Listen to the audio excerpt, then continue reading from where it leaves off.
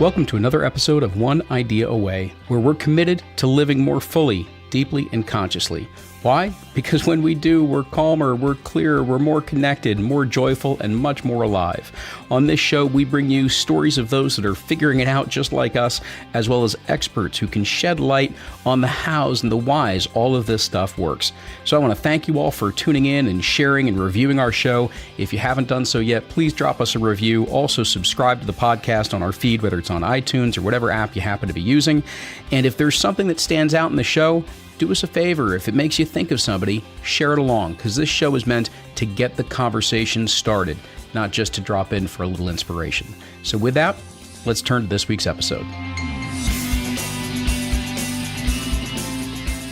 Finally, it's finally here. And today I get to announce and tell you about Uncover, a retreat to create the life of your dreams.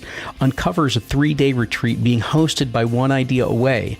I'm going to be there leading and facilitating the retreat, along with IPEC founder and best-selling author Bruce Schneider. We've secured the beautiful Asilomar Conference Grounds in California, just a 90-minute ride from the Bay Area, for January 18th through the 20th. And then we're going to be at the Garrison Institute in New York, just 50 miles north of the city, sitting atop the bluffs of the Hudson River on March 29th through the 31st. In this retreat, we're going to guide you through the Uncover process. You can actually learn more about that in the book, Uncovering the Life of Your Dreams by Bruce Schneider. And you're going to learn and experience a variety of mindfulness activities, share and connect as a community, and learn through practices and dialogue in a supportive and, yes, judgment-free zone. You see, this is about closing the gap between who you know yourself to be and how you're currently showing up in life. You see, that gap is part of the tension that any of us can feel in our hearts and minds, because you know there's something more for you to experience, to enjoy, to share, and to contribute. You may feel as if who you are is covered up by your responsibilities and circumstances and priorities, and we don't want to see anyone lose any more years of their lives not being who they fully and truly are. It's time for that to end, and over these 3 days it will. You will uncover your personal path to happiness, freedom, and aligning with your true desires. I cannot wait to meet you in person. I can't wait to spend the time with you over these 3 days. It's going to be an extraordinary experience. Just go to oneideaaway.com/retreat. That's oneideaaway.com/retreat. I promise you, you will never forget this experience. Hello there, everyone. Today is going to be an interesting conversation because it's about widening our lens a bit. You see, there's been a movement brewing since the mid-1990s, which picked up a lot of steam in the early 2000s, specifically around 2007. That movement is called Conscious Capitalism. It captured a growing interest in seeing organizations incorporate social purpose and benefit into the way they do business. And it was catalyzed in 2007 when Raj Sisodia and co-author David Wolf published a book called Firms of Endearment, because it turns out organizations that are more purpose-driven, that are more intentional and mindful of all of the stakeholders that they serve, not just their stockholders, that promote and are accountable to creating trust within their cultures as well as within their customer bases, the ones that wanted to drive not just financial profits, but social, emotional, intellectual, ecological, even spiritual wealth. It turns out these organizations, they're among the most successful in the world today. And that pattern has continued and even expanded. One of the latest expansions being the boom of social entrepreneurship over the last several years. So why are we bringing this into One Idea Away? Well, for a few reasons. The first is that you hear me every week say, how are you going to continue this conversation? I mean that literally, and I mean a bit of an extension on that as well. Literally, I want you to have more conversation around these ideas and thoughts, whatever it is that gets stirred up inside of you as part of this show, so that you can decide what it means to you. But by extension, it's the sense that I want you to be part of the next story, meaning that you've been sparked and your purpose has been lit, so that you take that inspiration, that fire, and you turn it into a business or a new career, a new way of parenting or teaching, a new direction of any kind that demonstrates that you've gone from idea to integration to action, and that action is giving birth to something new. This conversation today is about the emergence of a new way of doing business and incorporates the spirits of mindfulness and consciousness and thinking holistically and practicing compassion, the things that you hear us talk about about all day long. It incorporates that in real terms to move forward, not just the profits of a particular business, but to move forward as part of a society, a part of community, and in many more big ways. This to me is consciousness in action, in use, in the real world. And I hope, and I'm fairly certain, that this will continue to open your eyes as to what's possible when an idea gets fueled by purpose, meets goodwill, and catches fire. And to have this conversation today, I am honored to have one of the founders of the Conscious Capitalism movement with us. As a founding member of Conscious Capitalism, and the organization as well as the movement, Raj Sisodia is F.W. Olin Distinguished Professor of Global Business and the Whole Foods Market Research Scholar in Conscious Capitalism at Babson College. He's also the co-founder and chairman emeritus of Conscious Capitalism, Inc. Raj was educated as an electrical engineer, pursued an MBA in marketing from the Jamnalal Bajaj Institute of Management Studies in Mumbai, after which he earned a Ph.D. in marketing and business policy from Columbia University. He's the author of 10 books, including Conscious Capitalism, as well as Firms of Endearment, which I mentioned before, and over 100 academic articles. His work's been featured in the Wall Street Journal, New York Times, Fortune, Financial Times, Washington Post, Boston Globe, and so on, and so on, and so on, and so on. He has also spent 15 years at Bentley University as trustee professor of marketing, department chair, and founder director of the Center for Marketing Technology. Raj is a trustee of the Conscious Capitalism, Inc. and a board member of the Container Store. He's consulted with a slew of very well brand name companies that you all will recognize. And with that, let's get into our conversation today. Raj, thank you so much for being here on One Idea Away. Thank you. You're welcome. Happy to be with you. Thank you. So at maybe one of the places I want to begin is, at the root of this major initiative, this major movement of conscious capitalism is that big word, conscious or consciousness. And I'm wondering if you could just maybe begin there with helping us understand what's your view of bringing that consciousness into leadership and business, and what is really the root of all of that? Yes. So, anything we do in life can be done with different levels of consciousness. And at the root level, it can be purely about self and about survival. And everything is a means to that end, right? So if you think about capitalism and how it evolved, modern capitalism, as we think about it, really came from the ideas of Adam Smith and his book, The Wealth of Nations, or an inquiry into the nature and causes of the wealth of nations. And his discovery that when individuals have freedom to follow their own pursuits, their own dreams, and focus on that, and then able to trade with each other, that will lead to greater prosperity in society. So instead of a government telling everybody what to do, or a monarch, or any kind of central planning, individuals rooted in freedom will make decisions which end up meeting each other's needs. So that was kind of the free hand of the market, or the invisible hand of the free market idea. But the idea got narrowly interpreted as individuals pursuing their own self-interest. Now, self-interest can be defined broadly or narrowly. And a low level of consciousness says that's just about monetary self-interest, making as much money as possible. And so we left out the other side of that, which is the human need to care. And that's something that Adam Smith also wrote about. He wrote a book called The Theory of Moral Sentiments, and in which he described that particular dimension of what it means to be a human being. And if you really think about it, those two things coexist within us.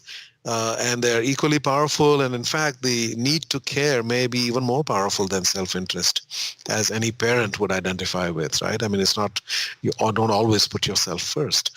So that energy got left out, unfortunately. And so capitalism evolved with this sort of limited consciousness at a low level of purely thinking about self-interest. And that eventually devolved into basically making it okay to use other people to achieve your goals. So it went from serving people to actually using people.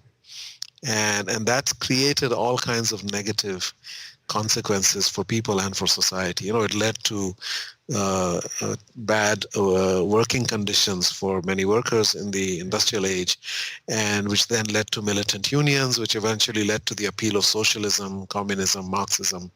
All of those things arose really as a response to what I would call unconscious capitalism that was rooted purely in maximizing profits for the owner of the business, and not looking at the well-being of all the people whose lives were in fact being deeply impacted by that. So that's where we're coming from. I think as we evolve our consciousness, we can expand it to include the well-being of all of the people that are part of the system as inherently the right thing to do.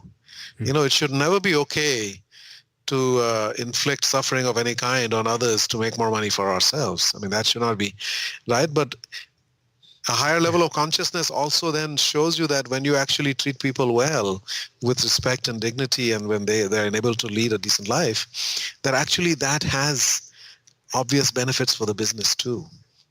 Those people are more innovative and creative and productive and so forth. So, but a part of, I guess, maybe the root of this and what you're describing is that when we relate this to, we can do anything from different levels of consciousness, and a business framework is part of that. Really interesting to realize that Adam Smith actually talked about the need for some of this type of morality and compassion and things like that. That's interesting. But if we can come at things from the level of consciousness, part of what's inherent then in what you're describing is also our own recognition and our own work on ourselves, right? Isn't it incumbent upon us to continue to develop ourselves and develop our own consciousness, because that's really where the system comes from, is a reflection of us. Yes, exactly. So that inner journey has to accompany that outer journey, whatever we do in the world. And understanding ourselves more deeply, coming to terms with ourselves, even accepting and loving ourselves, that has to be the foundation. And then beyond that, your consciousness can then extend to including others. Right? So the idea that we're all interconnected, we're all interdependent, and that ultimately that consciousness leads to a place of unity. It's unity consciousness, that we are actually all, in a way, sharing the same consciousness too. There's a way of thinking about consciousness, which is that it's not just a creation of your mind within your head. That's one hypothesis about consciousness. But another one is that it could be a property of the universe, just like gravity or electromagnetic waves or whatever else. And you cannot be immune from gravity, right? So it's there. And in a way that's, so consciousness, if that's a property out there, all of us tune into it in our own unique ways. But at some point we can get to the point of recognizing our kind of interconnectedness and move towards unity consciousness, and in which case, the thought of anybody else suffering is as impactful as your own suffering. So I've got to ask, because all of what you're describing, and to me, what I'm really then curious about is some of your own journey. What does the journey look like for you? You were, formerly trained as an engineer. I think it was electrical engineer, correct? And then you go and get your MBA. These don't seem like a lot of the things that you get in an MBA or an engineering class. Yeah. So you only make sense of life looking back, right? You can talk. So when you're living it, it's basically kind of pragmatically choosing the next option, right? So what's available to you now? Growing up in India in the 70s, there were very few options. So coming out of high school, if you were pretty good in math and science, you kind of went to engineering. That's where the jobs were, And there weren't that many jobs. This was a socialist kind of economy. So the economy was essentially dead. And, there was enormous government control over every aspect of the economy. So if you were good in biology and science, you went to medicine, and if you weren't good in any of those things, then God help you, maybe you get a government job somewhere. It was like limited options. So I ended up becoming an engineer without having a real passion for engineering. It was just at the moment a practical choice. And then I did MBA because I learned that I worked literally 29 days as an engineer. But meanwhile, I applied to business school because I was told that your salary would double and you would work in an air-conditioned office. And I said, that sounds pretty good. Definitely. Working in an electrical switchgear factory outside of Bombay, that sounded pretty good to me. So I did that, and then kind of stumbled into a PhD. Surprisingly, how life takes a complete 180. I had a job lined up, which more than doubled the salary, so that part proved to be true. But then a bunch of my friends one day were dressed up and going somewhere. On a day we didn't have any classes, and I said, where are you going? They said, we're going to the U.S. Information Agency to get GMAT applications. And I said, why do we need that? We're doing our MBA already. That's the graduate management admission test. They said, we want to apply for a PhD in business in the US. I said, I didn't know you can get a PhD in business. So I said, give me 5 minutes, I'll come with you. I had actually lived here as a kid for a few years. Okay. And so I had these fond memories of the US, and I certainly would have been keen to come back, but I don't know how. So they told me about it. So I went, and the irony is, out of that group of 8 or 9 of us, I'm the only one who came here to get a PhD in business.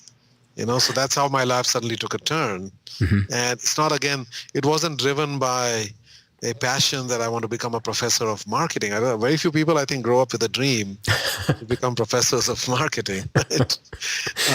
But that just happened to be the choice and the practical. I got a full scholarship to Columbia, so why not? And so I did. I got my PhD. But then, there's a thing inside each of us which is our fundamental nature. Yeah. Right? What is it that makes us tick? What are the qualities we had even as a very young child? That's kind of who you are. And then you go through life and, you acquire layers of, sort of insulation on top of that. Mm-hmm. But deep down, that still exists. And those qualities are really what you ultimately have to be in harmony with. And what I found was that in the business school or the business arena generally, the story of business, right, that is all about, shareholder value. It's all about profit maximization. It's essentially using employees and using customers and using society and the environment, et cetera, to serve those narrow goals. And then beyond that, the idea that it's a dog-eat-dog world and only the paranoid can survive, and it's not personal, it's business. I mean, business just seemed like this thing that's like a jungle, or it's like a war, Yeah. It didn't have the human elements to it. I mean, there was no joy in it. It was all kind of grim. And that just never appealed to me. At a human level. But I kind of accepted it that that's the way it is. Mm-hmm. So for me, it was a job, to teach marketing and strategy and all of that. And, there's some parts of that I found intellectually stimulating, but it wasn't nourishing me at a human level in any way.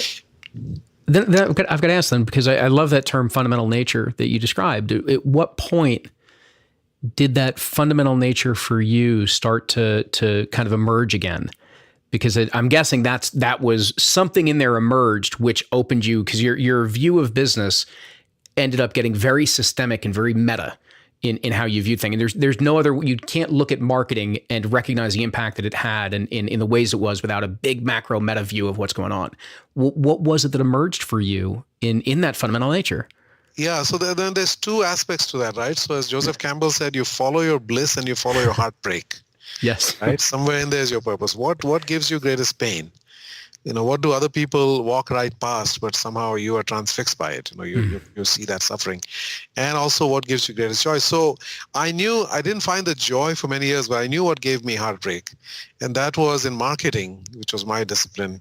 The extraordinary amount of money that was being spent, right? And the very, very low and often negative results that were coming out of that.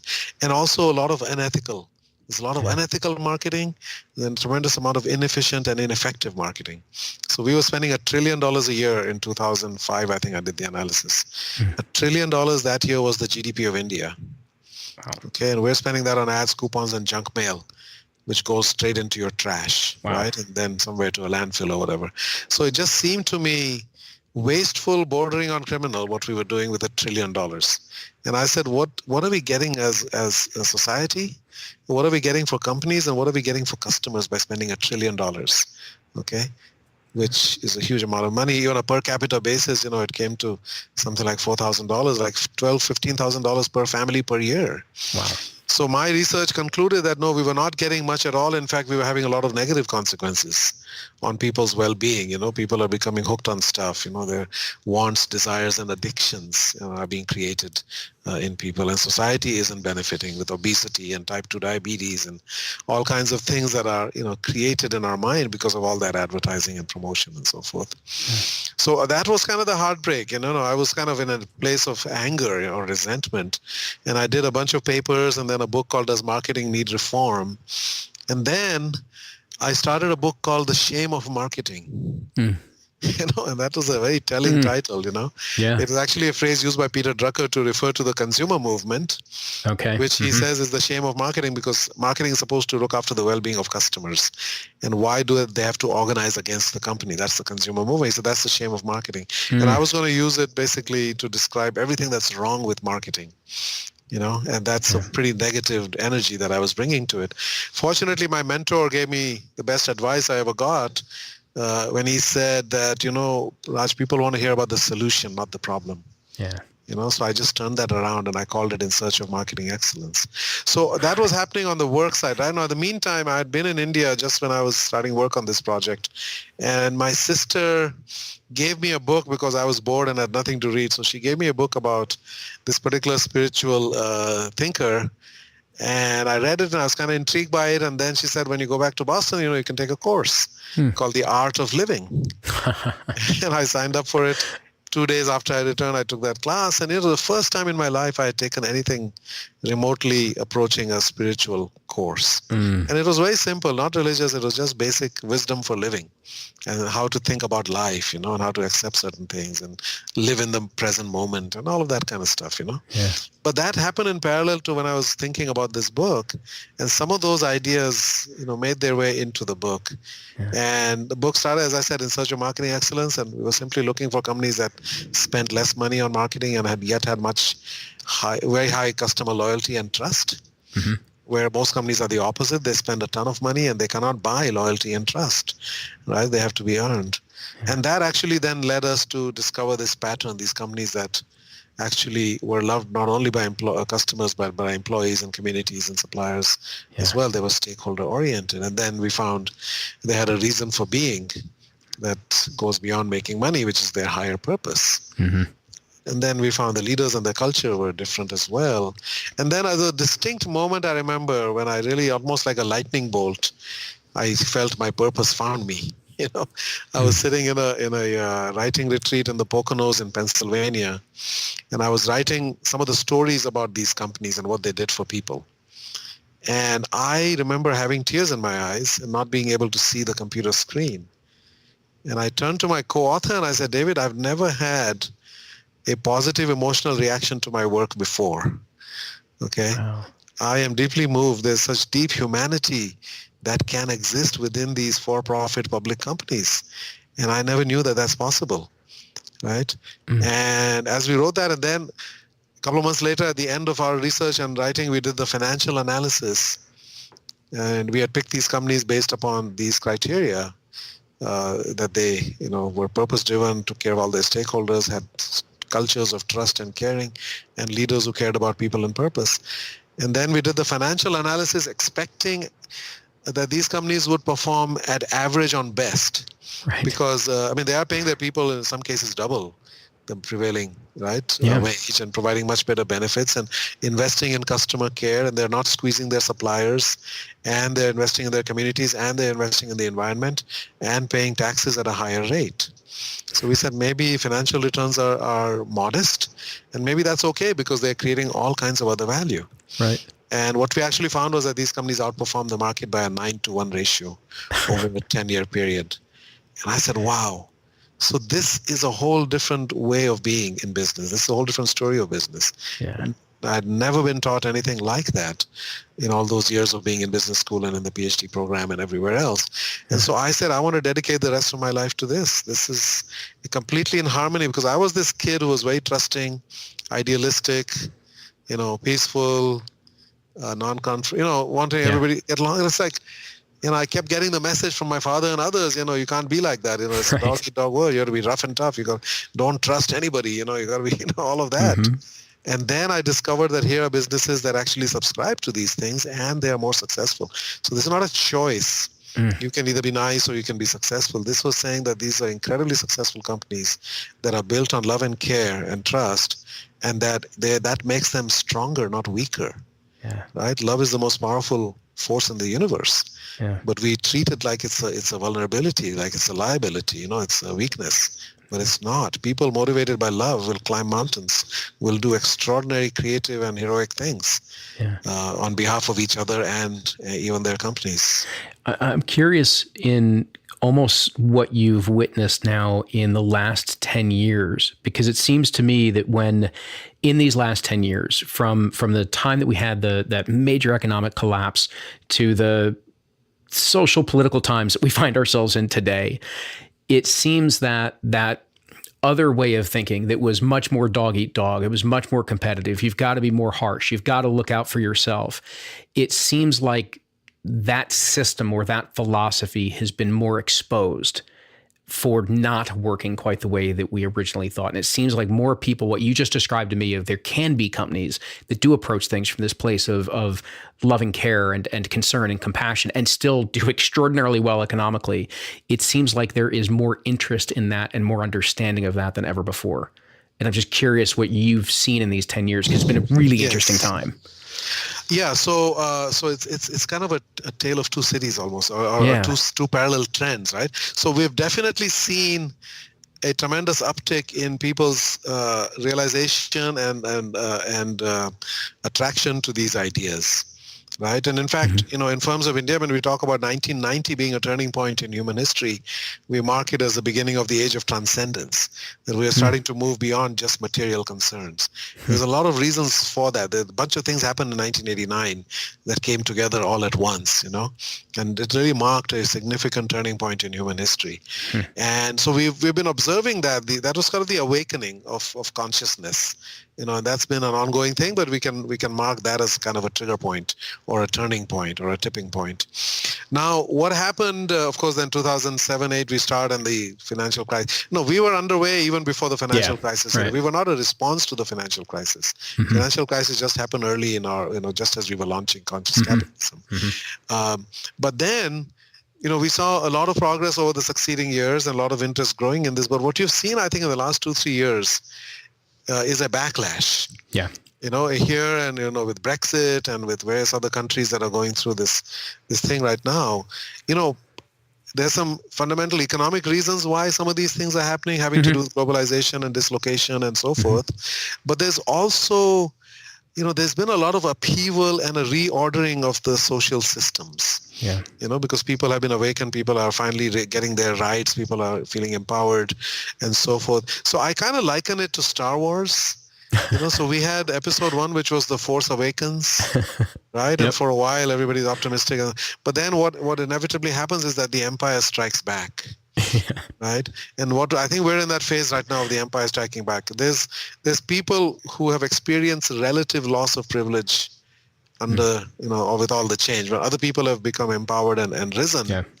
It feels, even if you're not doing worse, it feels like you're doing worse if other people are doing better in some way, So then there's, there is a reality that we have been in a patriarchal world historically, right? Where it's been, it's kind of a certain privileged class, not only men, but certain races and so forth.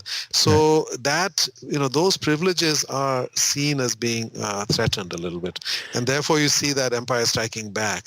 But I think you got to hang in there, because the episode 3 is the Return of the Jedi. Well, and along those lines, you've got a really interesting kind of episode 3 that you're working on right now, because so for everybody, part of what Raj is also now working on is this idea of the healing organization. So Raj, I mean, what you just described, the fact that there is that Empire Strikes Back, meaning there is that pushback where it's kind of like the old is bumping up against the new, and it's, where are we going to go, and that whole clash. To me, what that also represents is that a lot of underlying, for lack of a better term, wounds are being surfaced, and they have not been in the light of day for a very long time. And so this idea of a healing organization or a healing movement is really intriguing at this point. Can you just maybe illuminate a little bit of what you're doing there, and then we'll have a deeper conversation of how you've gotten there? Yeah, so it is very interesting if you look at our economy right now, right? I mean, unemployment is almost at a record low. Right. We're essentially full employment. Stock market is close to a record high, right? So on the one hand, again, it looks like boom times and everybody's doing great. And, Trump and others will keep saying that all the time. But if you really look under the hood, the reality is quite shocking. So 50% of, the last time I looked at this data, maybe a year old now, 50% of Americans have less than $400 in the bank and would not be able to raise $2,000 within 30 days. Okay, if they had any kind of emergency. Yeah. Just $2,000. You're that close to being on the the brink of disaster, essentially, where a small problem becomes a huge disaster. 60% of American households are technically insolvent. And that means that their liabilities exceed their assets, right? And they're going further into debt every year. And this at a time of very low interest rates. Yeah. Right. So imagine if interest rates were historically normal, what would happen to those debt loads? So that's the reality of the vast number of people here. In this, the richest country in the world, at a time of a booming economy. Right. So the fact is that there is a tremendous amount of not only financial suffering, which is what I'm talking about now, but a tremendous amount of suffering of all kinds that exists anyway in society. There's high levels of anxiety, depression, and suicide has been going up, and opioid addiction and all these things, which are signals of psychic distress. Yeah. There's a lot of psychic suffering. Physical violence is down. All those things, murders are down. All those things are down, but psychic suffering is up. Right. So there's a lot of suffering in society generally, and our work is contributing to that in a great to a great degree, and also making it worse. Okay, so if you look at what happens, so heart attacks are 20% higher on Monday morning. Right. Okay, these are multiple studies that show heart attacks actually peak at 4 a.m. on Monday morning.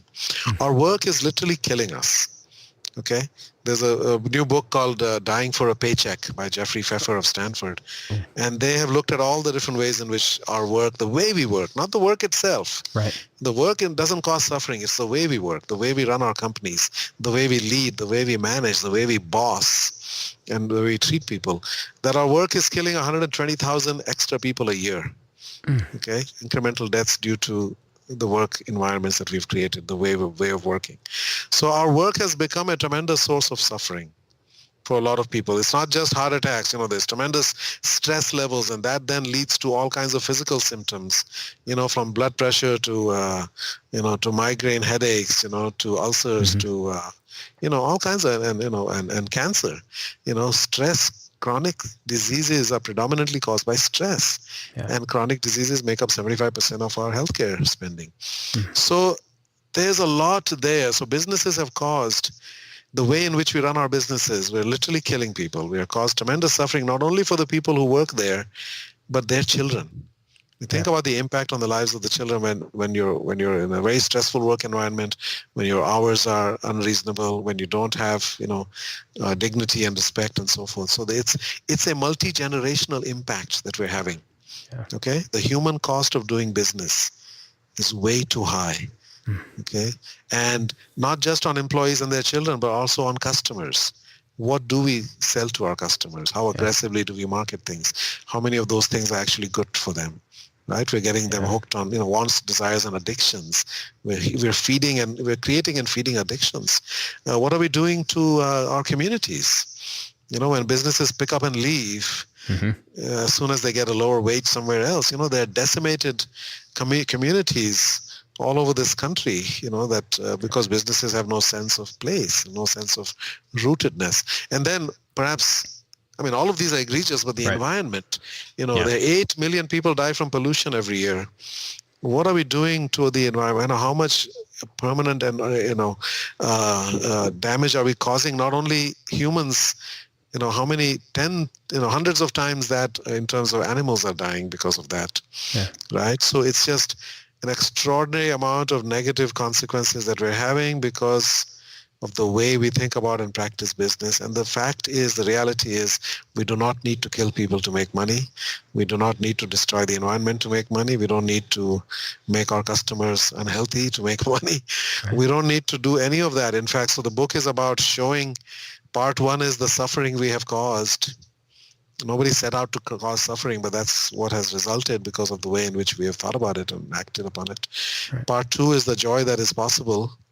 And that is, the extraordinary stories of all these healing organizations that we've been interviewing for months. Yeah. And the incredible things that they're doing. It's not only not adding to the burdens, it's not only not increasing heart attacks on Monday morning, it's going the other direction. Yeah. It's actually your heart attack likelihood goes down, okay, from what it otherwise would be, because you happen to work in a place that is nurturing and caring and, and filled with care, respect and dignity and so forth. So we have all these stories, yeah. What give us in a couple of examples of what can that healing organization look like? Well, so I did a book called Everybody Matters with Bob Chapman. And in hindsight, I would label Barry Wehmiller, that company, as a healing organization. Bob has bought 105 companies over the last 20 plus years. All of them were dying or struggling. Industrial, manufacturing businesses in small towns in the industrial Midwest. And he has turned them all around.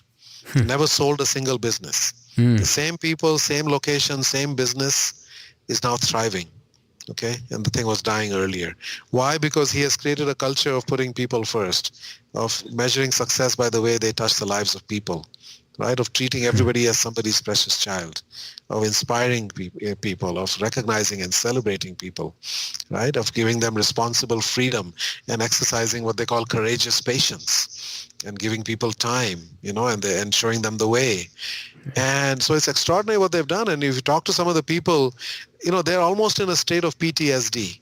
Because if you work for these little manufacturing companies, every time the market slows down, you get laid off. Yeah. Right? And the market, there's a lot of cyclical patterns to these businesses. And some people have been laid off 3, 4, 5 times. And when I first met a group of them, I just asked them, tell me what life used to be and how it changed. And before they could even speak, they had tears in their eyes. And these are middle-aged blue-collar men, okay, in Wisconsin, with high school education or less. And yet they're so deeply moved by what has happened. One of them said, the third time I got laid off, my wife and I just had our first child and I had no money and I had no savings. Yeah. And I was literally going to the Green Bay Packers game and picking up aluminum cans and bottles and redeeming them to buy some milk for the baby. That was my life. And now, he said, if you can't even believe his life now, in this company, same business, with different ownership, a different healing energy from the leader. So that leader is healing the lives not only of these people and their children, but also the mayor of Phillips, Wisconsin, pointed to him and said, that man saved our town. There are 1,450 people who live there in that town, and 650 work for that company. Yeah. If that company dies, that town disappears, right? Yeah. So he is spreading healing. I told Bob, you're spreading a ministry. You're not growing a business. You're spreading a ministry of healing out there. And he's going to buy 12 more companies this year. Wow. And believe me, he doesn't need the aggravation and he doesn't need the money. Okay. And he says, I don't know how much time I have left. He's 73. He said, on my deathbed, I will not be proud of the money I made or the machines we built. I will be proud of the lives we touched. And I don't know how much time I have left. I said, Bob, you are spreading a ministry. Yeah. Right? So that's one example. I was just in India 2 weeks ago and I visited with a company in Jaipur called Jaipur Rugs, which is involved in the handmade carpet business. Right? And that's a business where the weavers, who are mostly women, are tremendously exploited. Very, very underpaid, treated terribly by the contractors and others, right? They just have these miserable lives and they're illiterate, and they're not treated well by their husbands, who often drink and abuse them and so forth. And this company has come along and basically they're motivated by making lives better for the weavers. Right? And so they have 40,000 weavers in their system now. And these are women who are treated with respect and dignity, paid much better, paid on time, also educated, learn how to read and write. I met one of these weavers, and she was telling me her whole story and how her life used to be, starting from childhood. And then what happened when she got connected to this company and what her life is now. She has 6 children, and all of them will go to college.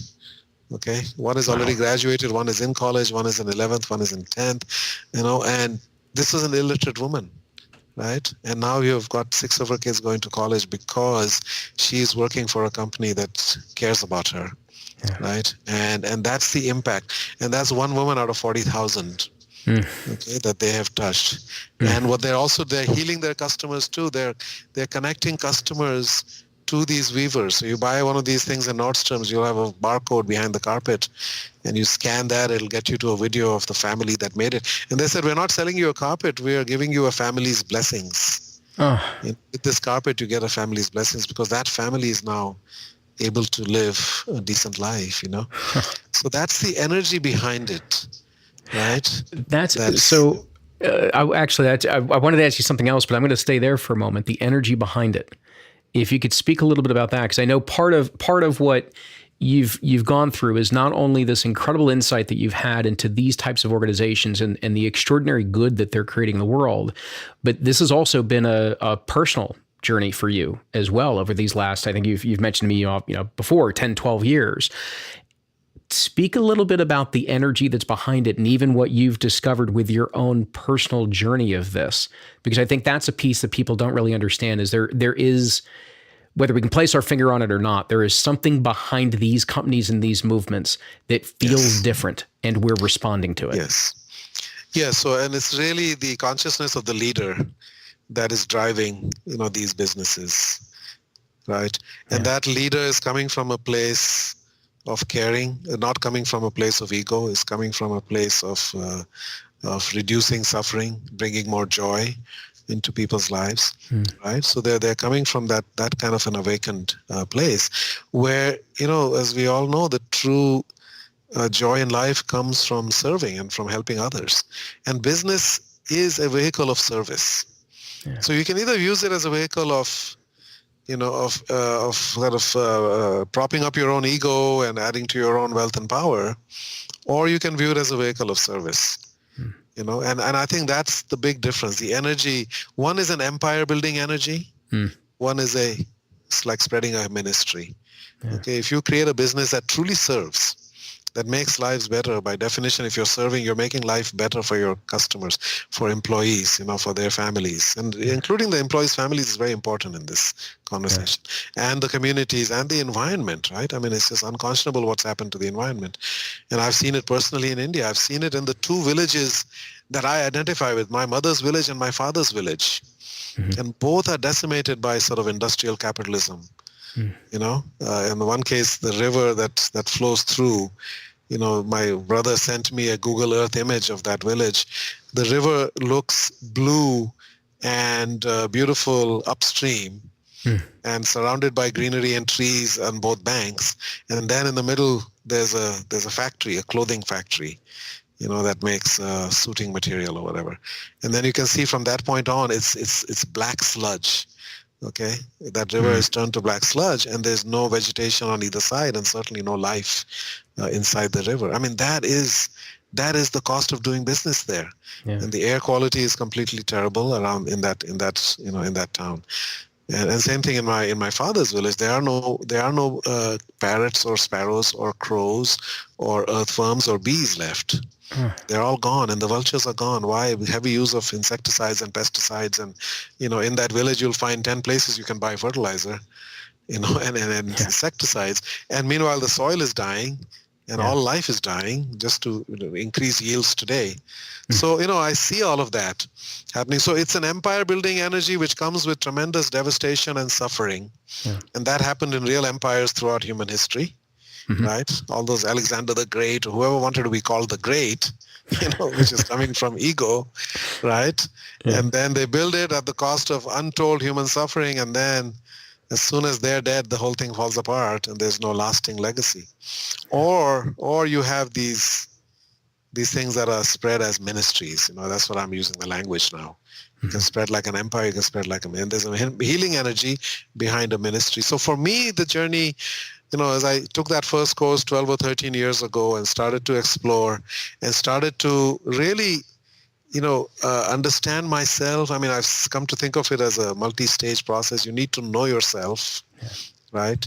And that self-understanding is extremely important. In India, we have the word swabha. What is your nature, right? Your nature is to be a certain way and a certain kind of being and embody certain qualities, right?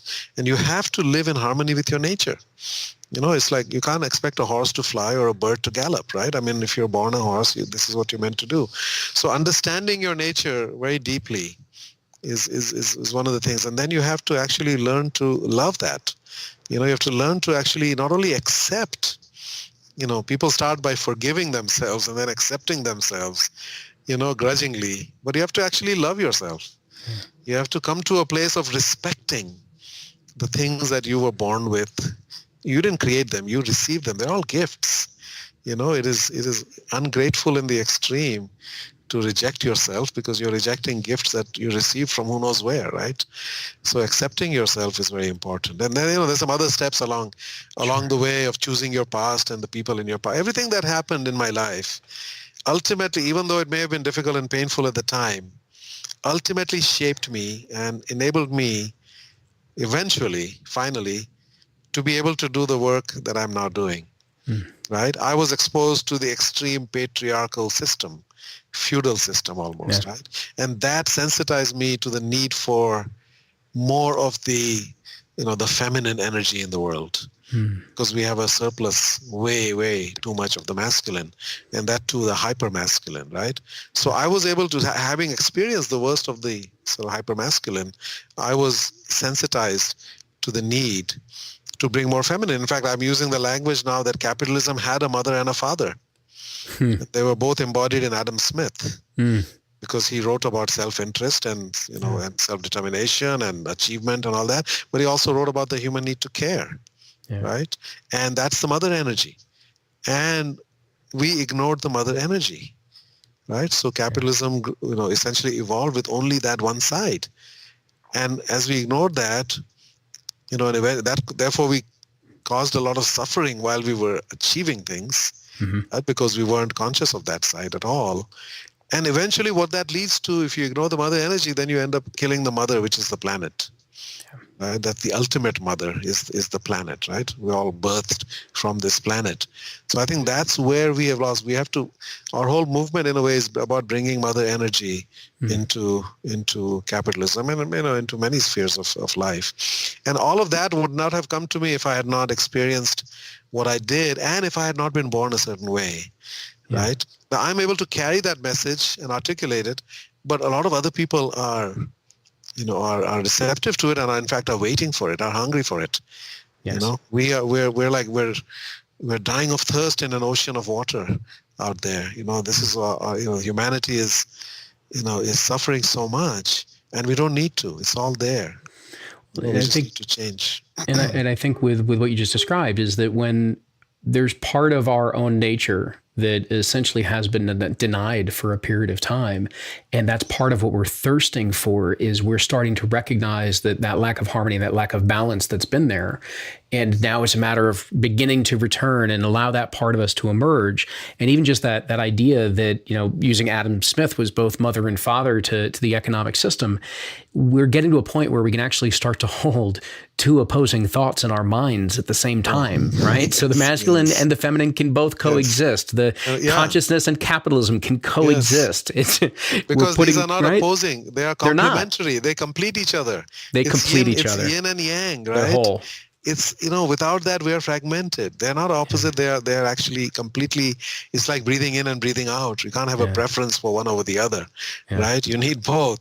Even though you might like oxygen, you still need to breathe out, right? So that's the thing. We need to learn how to use these polarities. And, even our economic, our political system, right? You're either left or right. Right. I like some of the things on both sides. Yeah. Why do you have to choose one or the other, right? I mean, really what we're looking for, there's a reason why those things exist, because there are certain energies that people care about. But we need to figure out a way to break this. And our culture in this country is it is sort of it's a debate culture. It's an adversarial thing. It's always A versus B. And, may the best thing win. But that means somebody always has to be wrong and somebody always has to lose, right? And we need to get past that, into a more cooperative dialogue kind of framing. And understand. I was going to say that. I mean, that's just interesting, not to take us off track here, but that's interesting just even from the standpoint that if we think about the things that usually bring about the greatest innovation, it's not because one idea won out over another. It's usually because it was the fusion of ideas that created something that otherwise we never could have seen. So, Raj, I could honestly talk to you for hours on this stuff. I do want to bring it around full circle, and then we're going to need to get you back when you release the next book, because I want to just continue to go into this conversation. But the part that I did want to circle back on just before we close out the show is that, for the most part, individuals listen to this show. They range, they could be executives and entrepreneurs, but they're also parents and they're teachers and they're life coaches and admins and healthcare pros and little league coaches and artists and all sorts of things. And so I guess the one thing I wanted to come back to is sort of what's our role in this movement? Meaning, is the everyday Joe on the street, what's our role in this movement and conversation that if it's something we're really moved by, we can help move forward in some way? Well, I would say regardless of what role you have within business or even in other realms, I do think we can think of our impact in terms of this framing. Are we alleviating suffering and elevating joy through whatever it is that we do, right? Yeah. And now that doesn't mean, alleviating suffering doesn't mean that we don't sometimes have to have, some pain, like no pain, no gain, right? I mean, if you're a coach and you're, the kids have to work hard and, and it's not always going to be joy in the moment, but, in the long term, are we alleviating suffering and increasing joy through whatever it is that we're doing? Or are we imposing suffering on others, right? And that's, I think, to me, the need of our times. We just have such a need for healing everywhere, in every dimension. There's just so much suffering.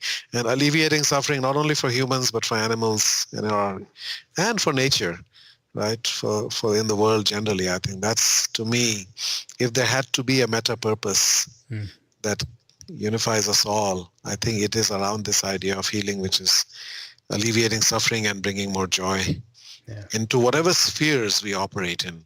Yeah. That includes family and that includes work, of course, and also ourselves.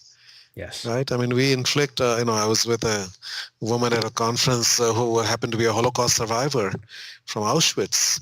And she said two things which stuck with me. One is that the greatest Nazi is inside us. And this is a woman who suffered in Auschwitz, right? I mean, but she said the greatest Nazi is actually inside us. It's not the prison guards. It's actually the suffering we inflict on ourselves. And that we are all victims of victims. So we suffer and then we pass it on, right? And that we have to stop. We have to break that cycle. And we break that through awareness and through consciousness. And say this suffering stops here. Because I was abused as a child, I'm not going to abuse my child, etc. I mean, that is, I think, what we need to do. And there's a tremendous need for that. And by no means are we close to having achieved this. Right. Raj, I want to thank you for coming on One Idea Way, for spending this time with us, sharing all of the insights. I absolutely want to get you back when you release the next book on healing organizations. But thank you so much for sharing yourself, your insights, your experience, your stories with us today. You're very welcome, Luke. I really enjoyed it as well. Thank you. For everybody, I guess maybe just the two thoughts to close out on. One is that big thought of the ability to alleviate suffering and increase, to bring more joy, applies to just every aspect of our life. And that is certainly something that we can wake up to each day, reflect on each day, and see how it is that we can really hold that true within our hearts and within our minds. The second thing that I just wanted to also share, and it was part of the reason for even bringing up this conversation, is that I speak with people all the time who are searching for more purpose. They want to feel better about what it is that they do in the world, whether that be work or starting a business or what have you. And the conscious capitalism movement is something I wanted to bring into your awareness. It was not something already on your radar screen. And so for some of you, you may want to go out, and it is about starting a new business. For many of you, it may not be, because going into entrepreneurship is no easy road. So it's not for everyone.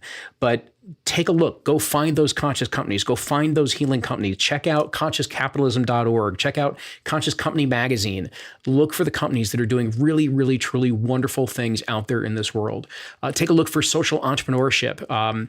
Join one of those types of companies. So at times you can get behind something that is completely your own purpose, completely your own movement, and you can drive that and bring that into fruition through a business or a movement or a nonprofit or whatever.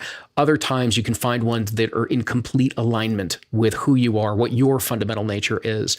And you can join that as well, because there is incredible power when you join those types of communities, surround yourself and participate in those types of organizations as well. So I wanted to open your eyes to that part of the conversation too today. I'm glad that you guys were all here for it.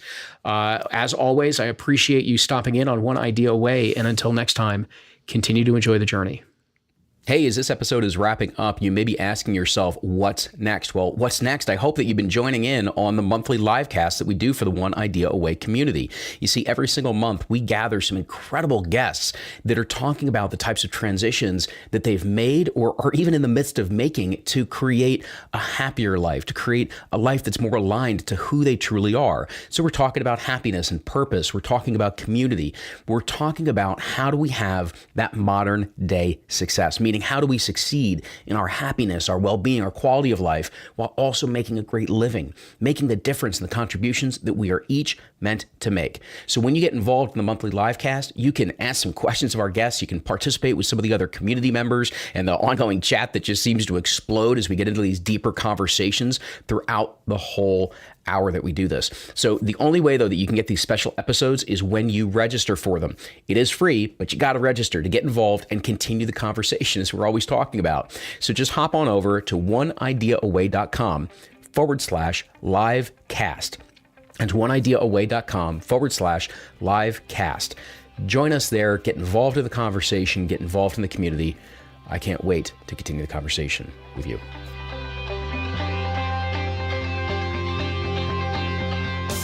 Thanks for listening to today's episode. If you really enjoyed it, do me a favor, let us know. You can keep the conversation going and send us a message on our Facebook page, which is simply One Idea Away. Go ahead and tag me in the post or even just direct messages. Also, I would be incredibly grateful if you could share this episode along with someone that you believe could benefit from hearing the ideas and the messages that we got into. That's pretty much why we do this. So you can just go ahead and share it from your app or email it along, whatever works for you. The point is to share, to talk, to discuss, and keep the dialogue going, because it's in those conversations that ideas can take hold and create profound shifts in perspective. That's what allows us to live life more fully, deeply, and consciously. As always, we would love to see you post a review for the podcast in iTunes or whichever app you're using. And until next time, remember, you're never more than one idea away from a whole new reality. This is Luke Iorio and One Idea Away, signing off.